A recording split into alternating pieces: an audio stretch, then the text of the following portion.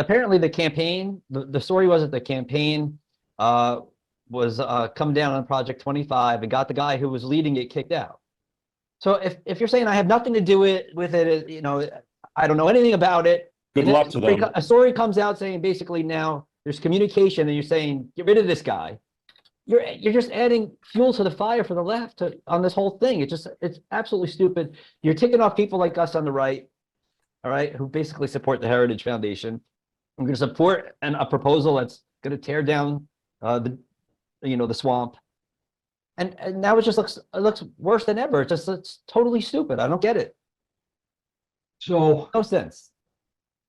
Well, I think the sense is Trump has adopted and has always adopted the rhino strategy of targeting the middle and targeting the independents. He's never tried to target the conservatives except on Roe v. Wade and guns. Well, he did it in his first campaign. He did. We were just skeptical. People like you and me, Ed, we were skeptical, right? Like we didn't believe what he was saying. It wasn't just guns. It was immigration.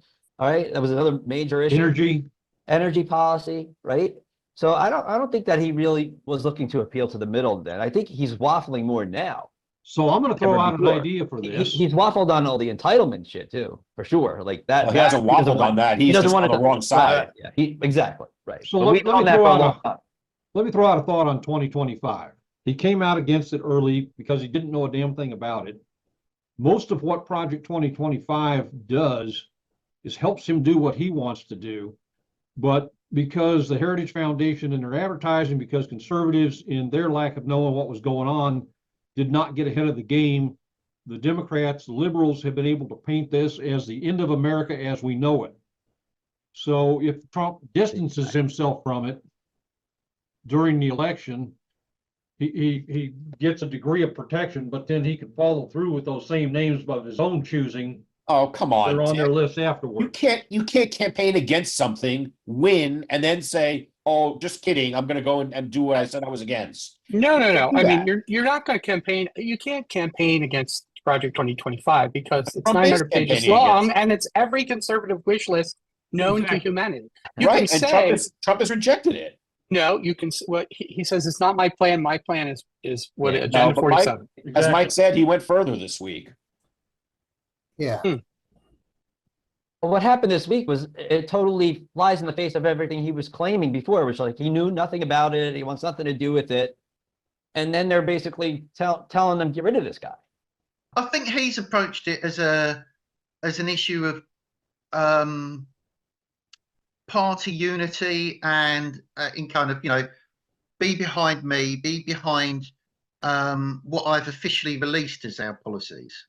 And anything else is not us. We can, well, you know what, Daniel? he may well be sympathetic to some of it, but the way he seems to have approached it is like this is giving us bad media. You know what, Daniel? Just distance ourselves from it.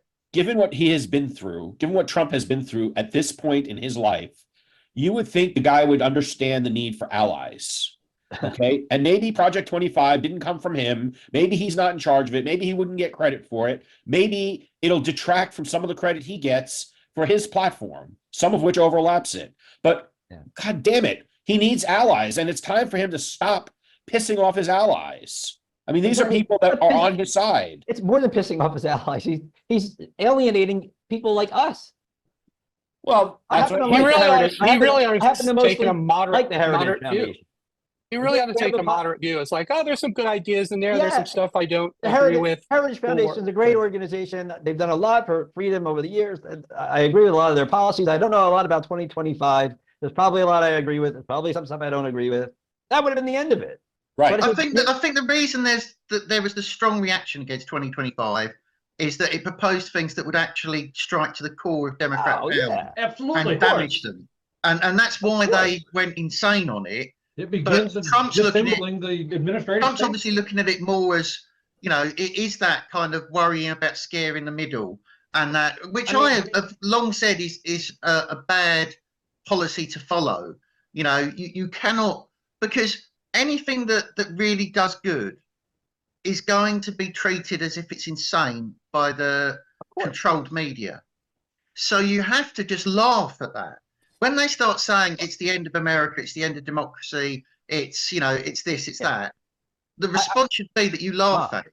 Right. Mockery, ridicule. Daniel, I mean, the new word it's- is weird. It's not insane. Everything's it's weird. weird. Everything's Yeah. weird.